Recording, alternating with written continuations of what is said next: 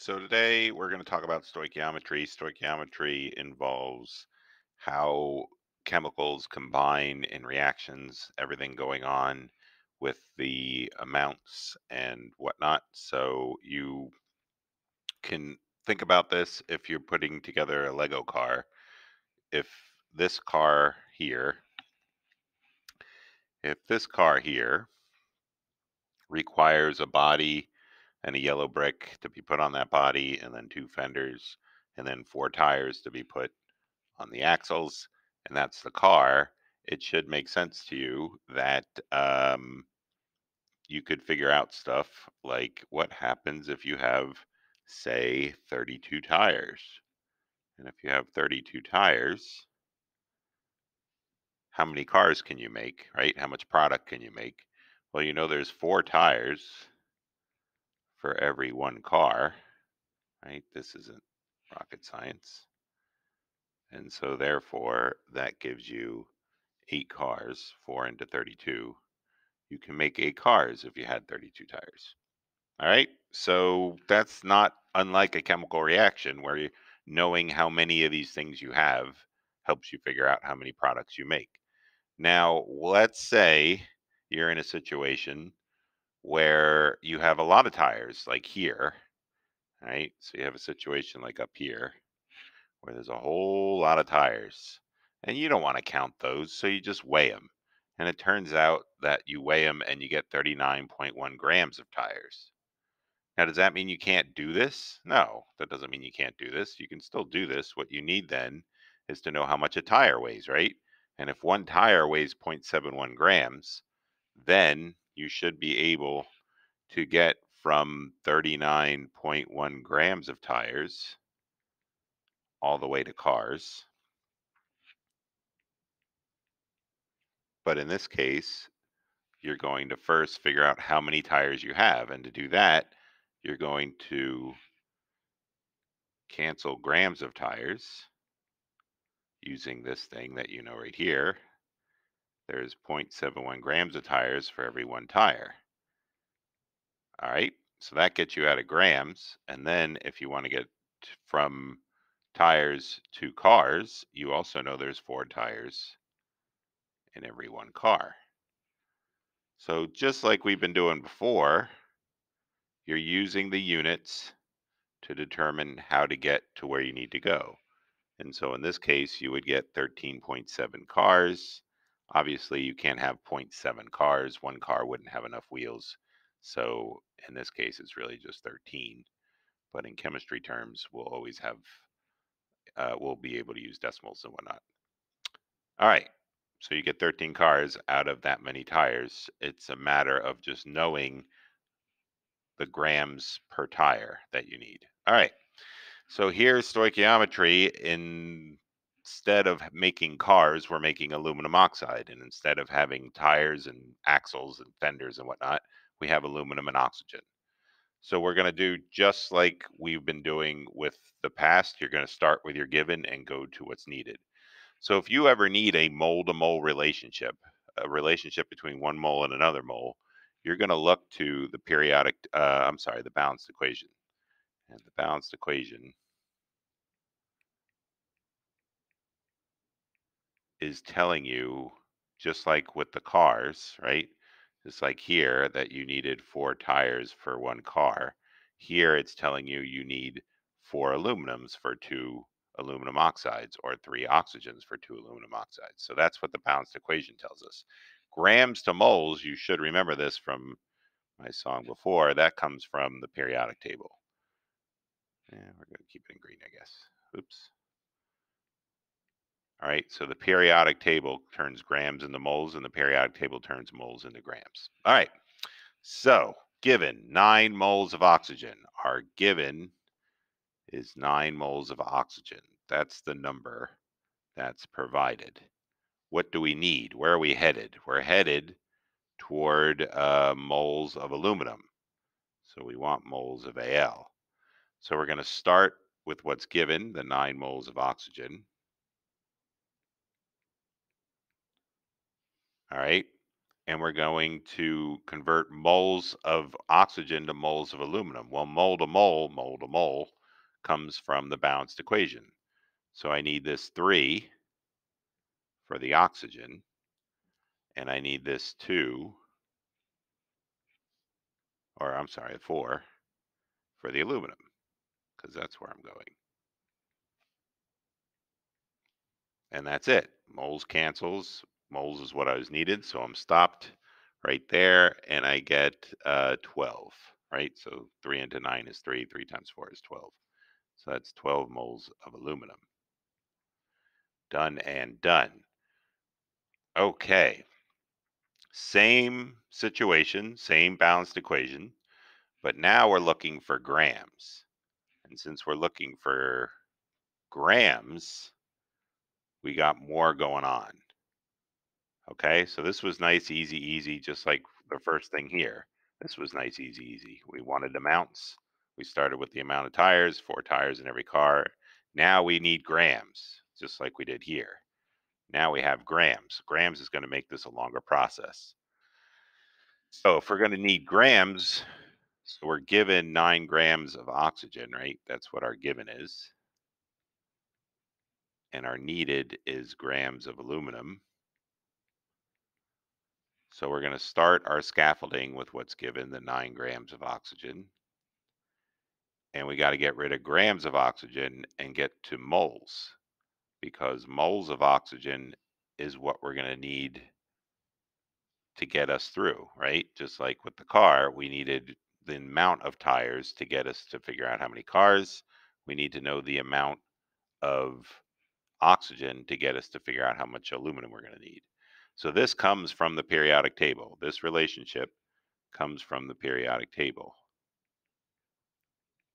Grams to moles. We're trying to find grams to moles. So the periodic table will tell you that oxygen has a mass of 16, right? So it'll basically be something like that. And since we want 2 of them, O2 equals 32 grams in 1 mole. All right, so then we need to go from moles of oxygen, we got to get rid of that, to we want grams of aluminum, but we can't make that jump yet until we go to moles of aluminum. So we need to use this balanced equation. And every single one of these questions will require that you use the balanced equation. So we want to go from 3 moles of oxygen to 4 moles of aluminum. We got this from the balanced equation.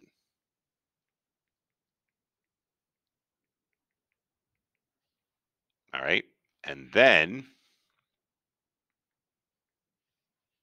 we got to get to grams of aluminum. So we got to get rid of moles. Oops. Got to get rid of moles of aluminum. And we got to go to grams of aluminum. And if we're going to do that, we are going to need grams to moles, the periodic table. So we're going to go to the periodic table, and aluminum is going to be 27.0 grams in 1 mole. And there you have it. So when you multiply 9 times 1 times 4 times 27 and divide it by 32 and divide it by 3, you're going to get 10.1 grams of aluminum. So these problems look the same. One was a lot easier than the other because this one didn't involve grams, it just involved moles. And this one did involve grams, right? No grams, pretty easy. Grams, had to keep going to that periodic table. All right.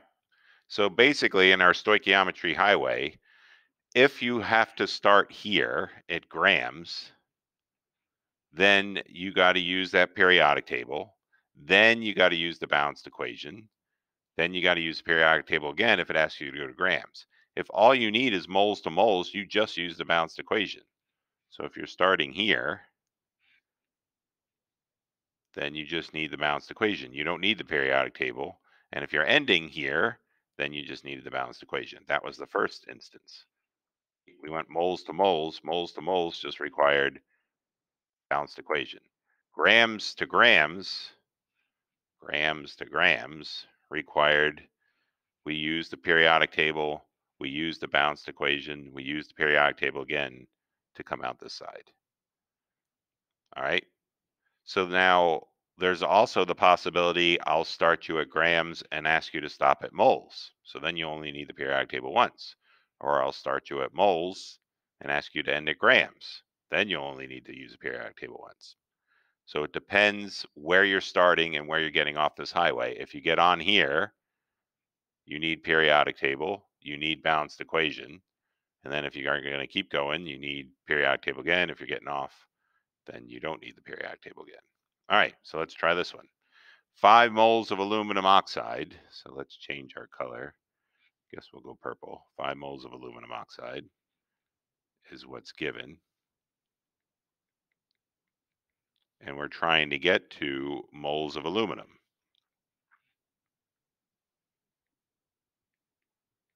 So if we're trying to get here and we're starting here, let's look at our highway.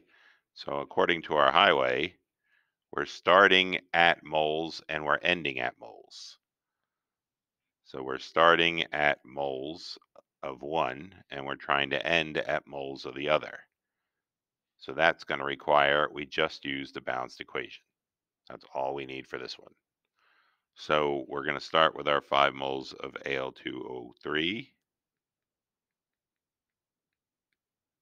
And we're going to need that balanced equation. We're going to need this, the 2 moles of Al2O3.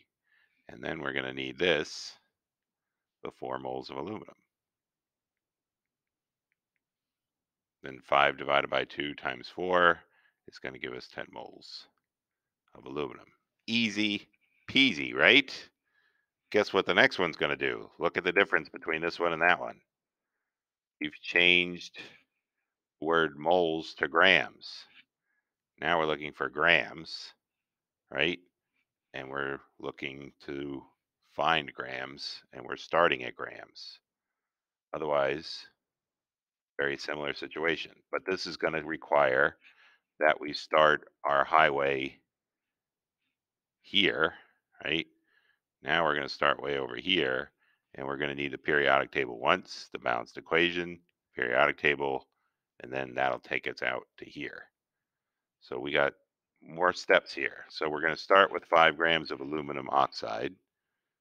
So we got the 5 grams of aluminum oxide, and we're trying to go to grams of aluminum. And in order for that to happen, we're going to use that periodic table. So let's start with our 5 grams of aluminum oxide. And when we go to the periodic table, aluminum, there are 2 atoms and each one weighs 27. And oxygen, there are 3 atoms and each one weighs 16. So 2 times 27 gives us 54. And 3 times 16 gives us 48. So this is a grand total of 102 grams per mole of aluminum oxide. So we want that grams, the 102 grams on the bottom, and we want the 1 mole on the top. All right, now we're out of grams. Once we're out of grams, we got to go to that balanced equation. Let's go to the balanced equation. We need for every 2 moles of Al2O3, we need 4 moles of aluminum. Balanced equation's been used, but we still got to keep going to grams. So if we're going to keep going to grams, we need to again go to the periodic table. And 1 mole of aluminum on the periodic table is 27.0 grams. So we do all that math and we get 5 times 4 times 27 is 540. And then 102 times 2 is 204. And when you divide 540 by 204, you get 2.65 grams of aluminum. All right. So there you have it. This next one, new reaction. Okay, new balanced equation. We're going to start with 6.7 moles of propane. That's this stuff. So we're going to start with moles. And we're going to go to, now we need moles of water. So this is a mole to mole thing. So on our highway, looking at this, we're just going moles to moles. So we're just going to need, we're starting at moles of propane and we're going to change it into moles of water. So we just need the balanced equation for this one. All right. So we're going to start with our 6.70 moles C3H8. And then our balanced equation says for every 1 mole of C3H8, there are 4 moles of water.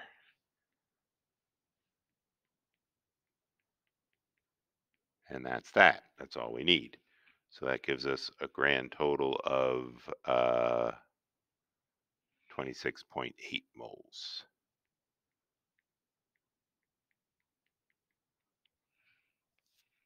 All right. So now we're going to do it again. Look what we're doing.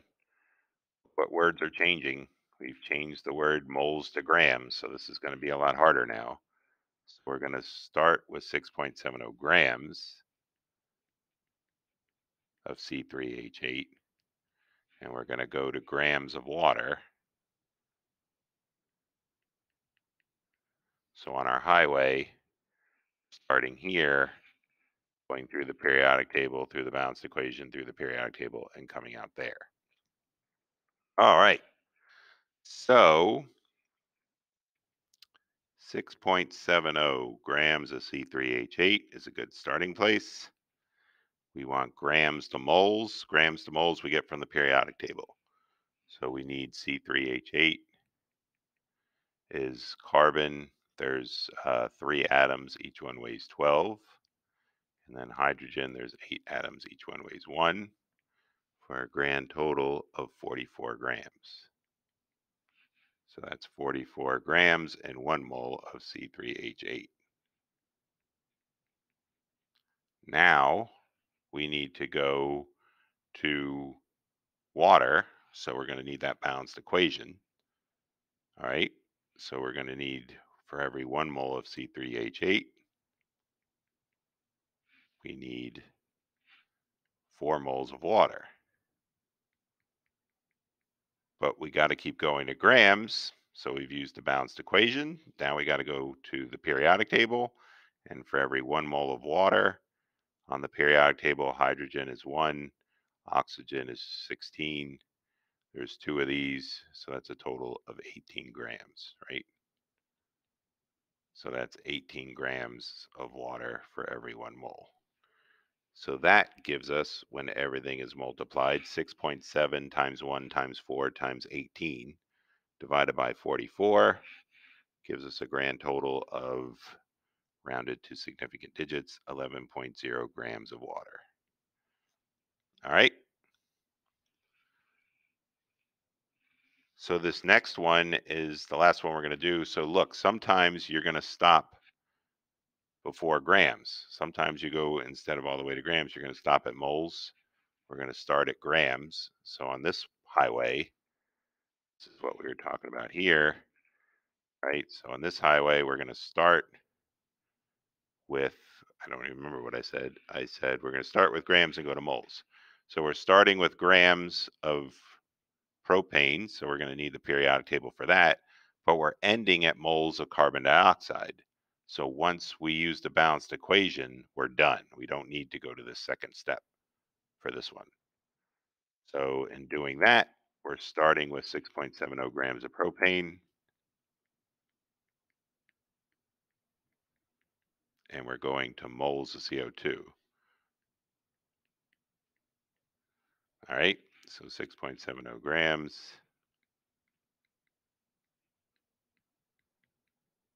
Grams to moles, we need that periodic table. We just figured it out on last page right here that it's 44 grams in 1 mole.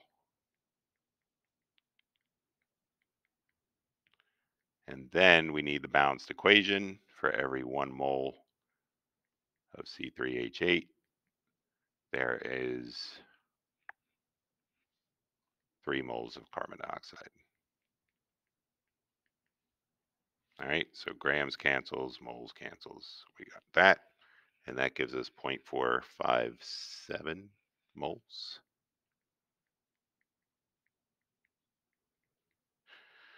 All right, that is stoichiometry.